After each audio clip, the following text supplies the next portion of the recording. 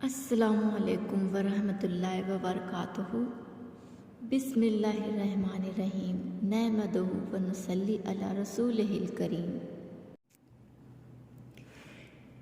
दो फरिश्ते आसमान से उतरे और बातें करने लगे। हज़रत अब्दुल्ला बिन मुबारक ने उनकी ये बातें सुनी। वह उस वक्त काबतुल्लाह के पास सोए हुए थे और ख्वाब देख रहे थे। एक फरिश्ते ने कहा, कुछ पता है इस साल कितने लोग हज पर आए हैं?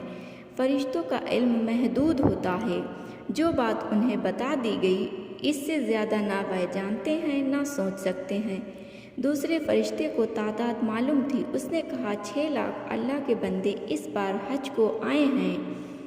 अब्दुल्ला बिन मुबारक भी मरू से हज के लिए गए थे। पहले फरिश्ते ने पूछा, फिर ये बताओ कि कितनों का हज कबूल हुआ? जवाब मिला, क्या मालूम किसी का हज कबूल हुआ भी या नहीं। उसका जवाब सुनकर इब्ने मुबारक को बड़ा अफसोस हुआ। उन्होंने सोचा, इतने सारे लोग ना जाने कहाँ कहाँ से आए हैं। नदी, नाले, पहाड़, दरिया, समुद्र, जंगल, सहरा पार करके आने वाले इन बेचारों की मेहनत क्या यूं ही अकारत चली जाएगी? अल्लाह ताला को तो किसी की कोशिश बेकार जाने नहीं देता।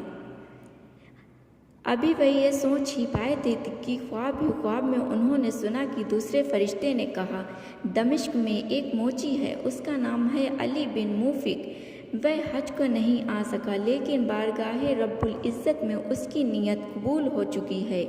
उसे ना सिर्फ हज का सवाब मिलेगा, बल्कि उसके तूफ़ैल में यह सब हाजी बख्शे जाएंगे। इरशाद नबवी है कि इंसान के अमल का दारो मदार उसकी नीयत पर है। हम नमाज पढ़ते हैं तो नियत करते हैं, रोज़ा रखते हैं तो नियत करते हैं, कुर्बानी, ज़कात, हज सब के लिए नियत करनी पड़ती है। नियत के साथ ही अमल मोतबर होता है। बग़ैर नियत के अमल एक हादसा या एक इत्तिफाक होता है। नियत में दिखावा नहीं होगा, अमल में दिखावा हो सकता है। दिल तो दिल ही होता है, इसमें अच्छी बुरी बहुत सी बातों का ख्याल आता है। साहिब किराम ने एक बार डर के पूछा कि या रसूलल्लाह सल्लल्लाहु अलैहि वसल्लम, अगर ख्याल या नियत की भी जज़ा सज़ा है तो फिर वसवसों का क्या होगा? जवाब में बारगाहे खुदाबंदी से सूरह बकरा की आखिरी आयतें नाजिल हुईं, जिनका मतलब है कि वसवसों की पुरसिस नहीं होगी। ख्वाब से उठे तो इब्ने मुबारक ने जी में ठान लिया कि दमिश्क जाऊंगा और अल्लाह के इस बंदे से इंशाअल्लाह ज़रूर मिलूंगा, जिसकी फ़कत नियत इरशाद रब्बानी हुआ, यानी अल्लाह तक गोश्त खून नहीं तुम्हारा तकवा पहुँचता है, यानी नियत और इखलास ही का अज्र है। दमिश्क पहुँचकर इब्ने मुबारक उसके घर पहुँचे। आवाज़ दी, एक शख्स निकला।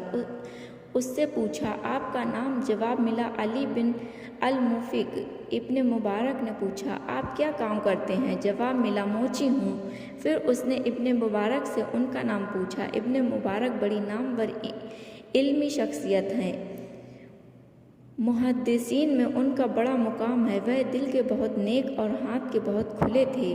कुरान करीम ने मुत्तकिन की जो तारीफ़ की है वह उन पर सजती है। बातें शुरू हुई तो इब्ने मुबारक ने कहा, कुछ अपना हाल तो सुनाइए। उसने कहा, हज़रत 30 साल से सिर्फ़ एक आरज़ू में जी रहा हूँ कि हज करूँ। इस मुद्दत में एक एक दिरम जोड़कर मैंने 3000 दिरम जमा किए थे और अल्हम्दुलिल्लाह इस साल मैं इस काबिल हो गया था कि हज के लिए निकल सकूं, लेकिन अल्लाह की मर्ज़ी मैं अपनी नीयत पूरी न कर सका। अब्दुल्ला इब्ने मुबारक को महसूस हुआ जैसे वह मोची नहीं बल्कि इखलास व आगही का कोई पैकर बोल रहा है।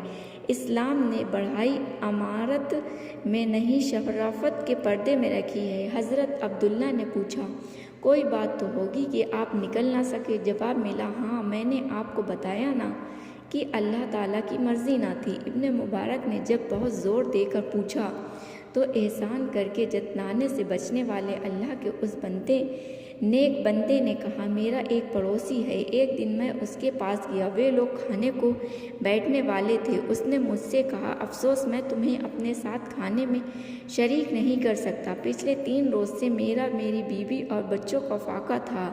मजबूर होकर हमने एक मुर्दार गधे का गोश्त काट कर पकाया है।